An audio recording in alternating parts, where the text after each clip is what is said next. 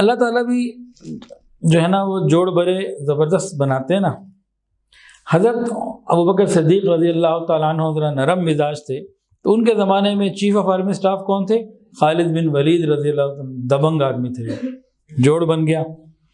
ان کے بعد حضرت عمر آئے، یہ خود ایک دبنگ آدمی تھے، تو انہوں نے خالد بن ولید رضی اللہ عنہ کو معزول کر کے حضرت ابو عبیدہ بن جراح رضی اللہ عنہ کو چیف آف آرمی اسٹاف بنا دیا.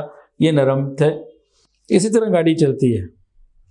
اب حضرت عمر جب خلیفہ بنے اور اس کے کچھ دنوں کے بعد حضرت ابو عبیدہ بن جراح رضی اللہ عنہ کو جب چیف آف آرمی اسٹاف بنایا تو جو پہلا خط لکھا وہ سنیے.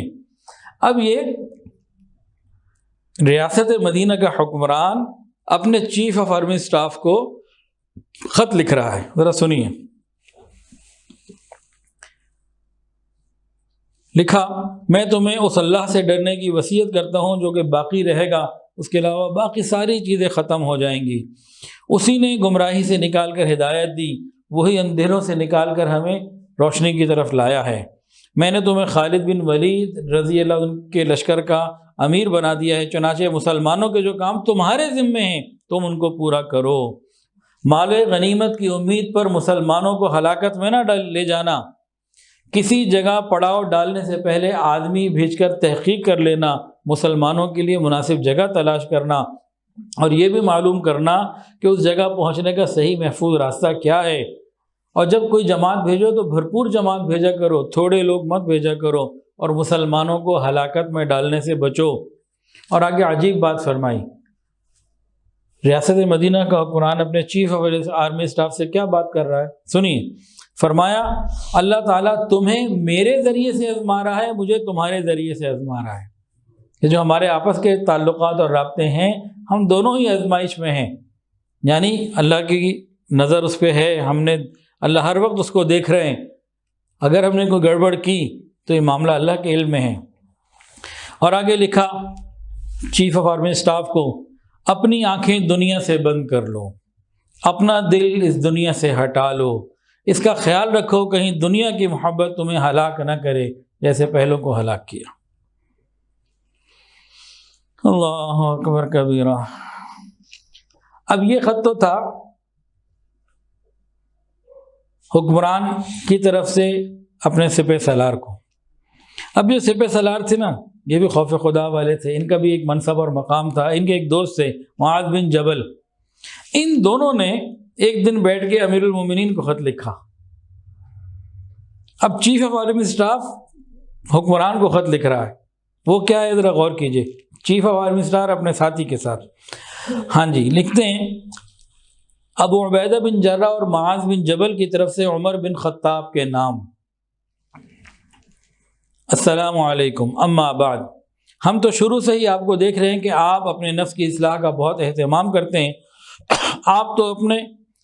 اب تو آپ پر کالے اور گورے یعنی عرب عجم تمام افراد کی ذمہ داری ڈال دی گئی ہے.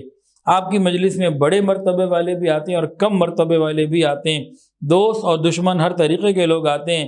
ان میں سے ہر ایک کو عدل میں سے حصہ ملنا چاہیے. اے عمر رضی اللہ تعالیٰ عنہ، آپ غور کریں کہ آپ ان کے ساتھ کیسے چل رہے ہیں. جو لوگ آپ کے ساتھ آتے ہیں آپ ان کے ساتھ کیسے ڈیل کر رہے ہیں، غور کریں. ہم آپ کو اس دن سے ڈراتے ہیں جس دن تمام چہرے جھکے ہوئے ہوں گے اور دل خوف کے مارے خشک ہو جائیں گے، اور اس بادشاہ یعنی اللہ رب العزت کے دلیل کے سامنے تمام انسانوں کی دلیلیں ناکام ہو جائیں گی. وہ اپنی کبریائی کی وجہ سے سب کے اوپر غالب ہوگا، زور آور ہوگا، ساری مخلوق اس کے سامنے ذلیل ہوگی. سب اس کی رحمت سے امید کر رہے ہوں گے، اس کی سزا سے ڈر رہے ہوں گے. ہم لوگ آپس میں حدیث بیان کیا کرتے تھے کہ اس امت کے آخری زمانے میں اتنا برا حال ہو جائے گا، لوگ اوپر سے تو دوست ہوں گے، اندر سے دشمن ہوں گے.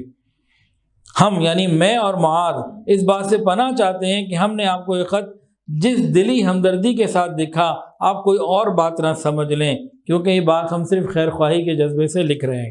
والسلام. حضرت عمر کو ایک خط ملا، حکمران کو خط ملا، جنہوں نے جواب تحریر کیا باقاعدہ، دونوں حضرات کے نام. وہ جواب کیا تھا؟ عمر بن خطاب کی طرف ابو عبیدہ اور معاذ کے نام مجھے آپ دونوں کا خط ملا جس میں آپ نے لکھا کہ آپ دونوں مجھے شروع سے دیکھ رہے ہیں کہ مجھے اپنے نفس کی اصلاح کا بہت اہتمام ہے، اور اب مجھے کالے گورے یعنی عرب اور عجم کے تمام افراد کی ذمہ داری دے دی گئی ہے۔ میری مجلس میں بڑے اور چھوٹے مرتبے والے لوگ آتے ہیں، دوست دشمن ہر طرح کے لوگ آتے ہیں، ان میں سے میں ہر ایک کو انصاف کے مطابق ڈیل کروں۔ اور آپ دونوں نے یہ بھی لکھا کہ اے عمر آپ دیکھ لیں کہ آپ ان کے ساتھ کیسے چل رہے ہیں، اور یہ حقیقت ہے کہ اللہ عز و جل کی مدد سے ہی عمر صحیح راستے پہ چل سکتا ہے، اور وہی مجھے غلط سے بچا سکتا ہے۔